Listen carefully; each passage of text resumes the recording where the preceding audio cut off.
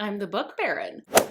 Welcome in, everyone. So, are we halfway through summer? Sure. There's still half a summer left, and we can still have a spicy little summer. So, I have something for the beach, something for when you're hanging out, in between all of your other fun activities. I don't know why I keep doing this with my hands. I did do this last year. However, I think it was like the third video I've ever made in my entire life. Ooh, it was a cringe fest to watch. However, it is there if you want to go find it. And I'm not repeating any of the recommendations, so there's that. But before I kick things off, there are a couple of authors that may be notably missing from my list. And that's because you can pretty much pick up any of their books and you'll have a good summary time. The two people that I'm thinking of are Elizabeth O'Rourke, Angst, Tension, maybe you want a little bit of sad girl summer. Great banter as well. If you're looking for something a little bit lighter, a little bit more bantery, but you like those summary settings as well, Emily Henry's another good one. Just pick up whatever tropes fit you best based on her backlist. Although highly recommend Funny Story, her newest release.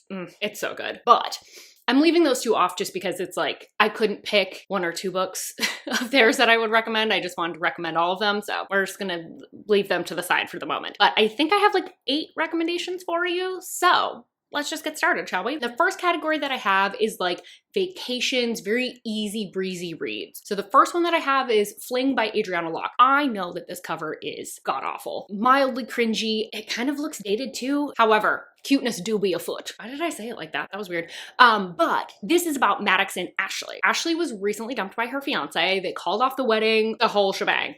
However, she has a non-refundable honeymoon. She's like, I feel like I should go on it. I feel like I deserve the break, but I don't want to go by myself because that's kind of like super depressing. It's the honeymoon package. So her friends put out a call on social media and say, hey boys, you all should submit your applications about why you should go on our friend's honeymoon, all expenses paid. You need to be able to drop everything. You need to keep your mouth shut on the plane, and you need to be okay with sharing a bed with a very beautiful woman. They then decide who is going to be her vacation buddy, and she will meet that person on the plane. The vibe of this one is like very forced proximity. We're on vacation. We've got a friends to lovers element. We've got only one bed. Delightful. The summery vibes are really coming from this like very tropical vacation. They're on the beach. They're doing, you know, honeymoon type things in a tropical location. So that's automatically going to give it a very summery feel to it. This one's definitely like lower angst, very sweet, bordering on saccharine. One word of caution, however, on the third act conflict, it's very contrived. So contrived, my eyes rolled out of my head and in another dimension. I've yet to get them back. Just ignore that part and pretend that's not there. And then the rest of it's delightful. Moving on, we have Only for the Week, and this is by Natasha Bishop. So once again, at Fantasy Vacation Fling. This is about Janelle and Rome, and Janelle's sister is getting married in Tulum, so the whole wedding party is going down the week before to relax, do a little bit of partying pre-wedding. The problem is that Janelle's sister has been kind of a complete bridezilla, and it's really starting to grate on Janelle, and her family is also projecting a lot of feelings onto her because Janelle's sister's fiance is her ex-boyfriend. That was too many possessive things, but you get it. It's Janelle's ex. And despite the fact that she's actually really happy for them, she's having to manage everybody's feelings, and she's just tired. She's tired, she's stressed, and she just wants to be able to relax. And the best man, Rome, sees this and he's like, I know how we can both relieve some stress. So once again with this one, we have like a light element of forced proximity because they're on this vacation together. We're in Tulum, so we're in Mexico. There's a little spiciness with the family drama, so it kind of gives it a little bit of depth and a little bit more complexity than Fling. The summery feels are obviously coming from that tropical vacation. We're hanging out on beaches, we're on boats, we're wearing sexy outfits to the club, and we're doing spa days. So it's really like vacation and summer vibes all kind of wrapped into one. And there is just this lovely element of wish fulfillment because the hero is so invested in the heroine's happiness. He will do anything to relieve her stress. And like I said, that family drama does add a little bit of complexity to this. So it has like a nice balanced feel to it where it's not like overly saccharine and sweet, but it's not like over dramatic and angsty where you're like, where did this come from? We were having a good time. All right, back to something that's a little bit more easy breezy. We have One Hot Italian Summer, and this is by Karina Halley. I feel like based on the title, you get why this is in the video. But this is about Claudio and Grace. Grace is really struggling to write because she just lost her writing partner. She's just kind of having this like feeling of being a fraud. It's really preventing her from being able to produce her manuscript, which is a problem because she is under a deadline. Her agent is like, you know what, I actually have a villa in Tuscany. Go hang out there, just a change of scenery. However, her agent fails to mention that her ex-husband and son live there. Grace ends up getting there, runs into Claudio, and they end up having to come to sort of an agreement. He was very gracious and lets her stay, but what started out maybe as a little bit of vacation inspiration is kind of becoming more of a distraction, and Claudio's kind of the last person she should really be getting involved with because her agent is going to take too kindly to her mucking around with her ex. Obviously, we've got lots of summery elements because we've got lots of swimming. There's so much water, whether it's pools or beaches. There's so many good descriptions of sundresses and summery clothing, biking around on the Italian coast, and delicious food and wine that sounds so fresh. This book feels like a vacation. But you also get some fun elements because we have some very clear and intense forced proximity because we're living in the same house. We've got a single dad. We've got a little bit of a light forbidden element, but it's not too bad. Once again, the angst and tension is like relatively low on this one, so it's pretty easy breezy to read. This one was very engaging while I was reading it, but perfect to be able to set down and put to the side when I had other activities going on. So if you're traveling, it's kind of a great beach read. Once again, just like one word of caution with this book, the hero is gonna talk about his Johnson like a whole lot. You're gonna hear about every little twitch and feeling that he has. So just be prepared. He has other thoughts and feelings as well, but like those are some prominent ones, shall we say? Just a heads up. Next one I have is The Paradise Problem by Christina Lauren. I mean, look at the cover. It's literally a bad Hawaiian shirt print that your dad would wear to the beach. It's clearly summery. This one is about Anna and West, and they got married while they were attending college in order to get subsidized married family housing. Once they graduate, they part ways very amicably, albeit with like a little bit more paperwork. No harm, no foul. They both got what they wanted out of it. It's 3 years later, and Anna is starving artist. West is now a Stanford professor. He's the heir to like this fancy food conglomerate grocery store situation. They're entirely separate lives. They don't even live in the same city, but it turns out that Anna did not look at that paperwork all that closely because the divorce date was not the date that she signed on. It's in the near future. However, in the meantime, West's family has been very curious about this bride that he's really kept out of the limelight, has kept away from them entirely. So he needs her to show up to this wedding in order to get them off of his back and make sure to sell the marriage because an inheritance is riding on it, it turns out. Obviously, we've got some tropical locations. Once again, swimming, snorkeling, sea turtles in like Indonesia on a private island. It also has like a fun billionaire lifestyle kind of like fantasy to it. Once again, this is a great one because there isn't a ton of angst and tension. There's not a ton of plot. It's more of like scene to scene, can they sell the fact that they're married together and also get to know each other because they didn't really like date or know each other when they were married. So again, engaging while you're reading it, easy to put down because you don't have a ton of plot, so you can put it down and enjoy your summer activities if you need to, if you want to. Now, if you are looking for something with like maybe a little bit more plot or maybe a little bit more angst and tension, that's what this batch is. It's like a little bit more emotional, a little bit more of like a gonna get you in your feels, but still with a summary setting. So the first one I have is The Pieces We Leave Behind, and this is by Elle Mitchell. So definitely a different type of summary vibe, and I'll explain why. This is about Madison and Ezra. Madison just lost her grandmother, and in a classic 1-2 punch, she finds out that her loving boyfriend was unable to attend the funeral, not because he was sick, but because he was busy cheating on her at a party. So her family's from a very ritzy part of California, and her aunt is heading back up into the mountains into her mom's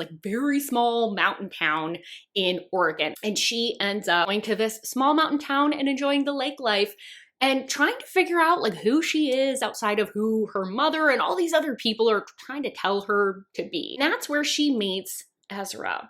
And this complicates things because one, he's not happy to see her there, but also they just can't seem to stay away from each other. They seem to be running in the same circle. So they're just constantly around one another. The vibes of this one are way more different. That's not how you say that. Are much more different. It's mountains, lake life, boating, bonfires, drinking on the beach, like more of that kind of stuff. It's small town shenanigans. We're talking about like the last summer before you go to college. This one's very character driven, more of a new adult, finding yourself type of energy. And because of that, it's just got a little bit more emotion and angst and depth. It's not very fast paced. It's a pretty slow pace because you're in this small sleepy town. It's as I said, very character driven. So there's not a lot of plot to it to like drive it forward. Some people won't find that engaging. In fact, Nikki from Nikki and Bookland did not like this book. So if that's not your shtick, stay away from this one. Next up we have Just for the Summer, and this is by my girl, Abby Jimenez. So this is kind of sticking with the lake life theme, but make it more adult. I think most people, if they have planned to read this book, already have.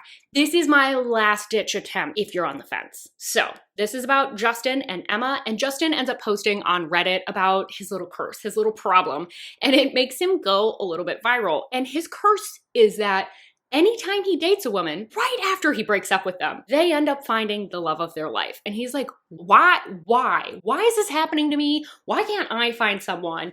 And Emma ends up seeing this Reddit post and going like, wait, this happens to me too. So they come up with a goofy kind of harebrained plan. They're not really taking it seriously, that they're actually gonna date each other for the summer. And then once they break up, they will be able to find the love of their lives, right?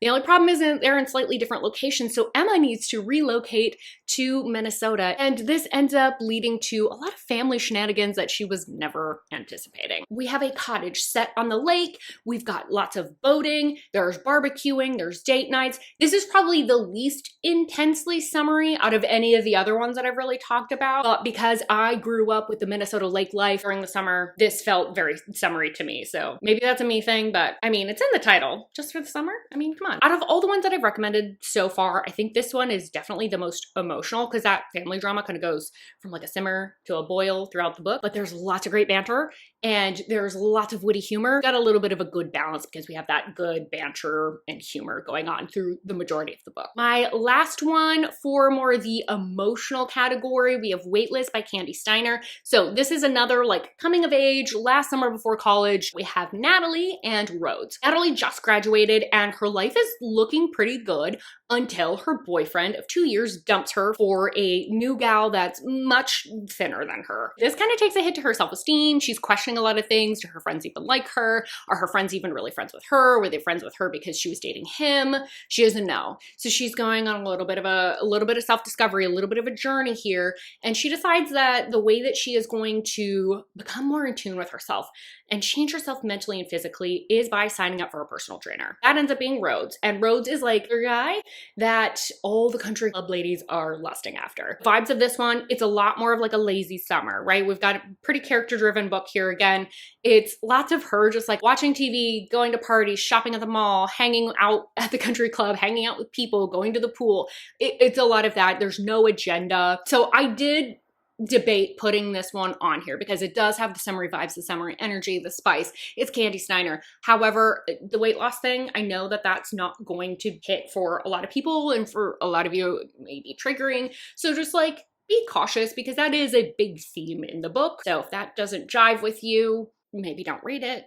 I don't know why I'm over explaining this. Know that that's like an element of her like self-discovery, self-acceptance, and kind of like rebirth into the woman she wants to be. That's that on that. Ooh, that was interesting. Last one I have, and this is for people who want a little bit more punch. They want a little bit of darkness, but they still want the summery energy. I have for you, Luna Mare by Pepper Winters. I keep snagging this chunk of hair. Like I said, this is for my fellow dark romance ladies, but you still want the summer vibes. I feel like I've said that twice now. Let's move on, shall we? So this is about Aslan and Narita, and Aslan is 16 and escaping his home country because there's some secrets afoot. Some things are chasing them away, and they are on a boat, and that's when tragedy strikes and their boat capsizes in a storm. Aslan barely survives. He ends up getting rescued by Nerita, who is at the time 12 and raised by some marine biologists. She's very whimsical, very free-spirited, basically on their boat every single day doing their work. They end up getting Aslan some medical attention at the time because he has nothing and no one in this country. And once they find out his predicament, they decide to help him out. Their only request is, please stay away from our young daughter, Nerita. It's something that starts out quite easy, but becomes increasingly difficult. There's some sort of pull, and the older they get, the harder it is to kind of stay away. But for Aslan, getting involved with Nerita means it could literally cost him everything, including his life. So kind of important that they don't. So we've got like a forbidden element. We've got a little bit of like coming of age. It's set in Australia, and we're almost always on the water throughout the entire book, snorkeling, scuba diving, swimming, getting samples because we've got these marine biologists. A couple words of caution if you do decide to pick this bad boy up. One, it is a duet, and both the books are long. Be prepared. The timeline is quite drawn out. I think 6 years are covered over this first book, and it is 600 pages for the first book. Very slow paced and pretty overwritten. So just a heads up, if you're not in the mood for that or can't handle it, definitely stay away from this. This will slump you so fast. 2, this feels pretty easy breezy, and then there's just like a sharp nosedive into the dark aspects. Jess from Honest Fiction and I happened to read this at the exact same time. We were sort of messaging back and forth on occasion. It was sort of like an unintentional buddy read, and we both got to this like specific chapter at the exact same time, and we're furiously messaging each other because we're like, oh my god, this just got so messed up so quickly. What happened? So it kind of lulls you into a false sense of security where they're like, something dark's coming, and you're like, okay. So just a heads up with that. Those are kind of my 2 like words of warning with all of that. Those are my spicy summer reading recommendations for you. I would love to know, what book is your go-to for a summery vibe? Do you like an Emily Henry? Do you want a rom-com? Are you more of a thriller girly when it comes to the summer? What do you read on the beach? I want to know what your energy, what your vibe is. Don't forget to like this video if you liked it. Subscribe if you want more content from me. And I really, really hope I see you on my next video. Bye-bye.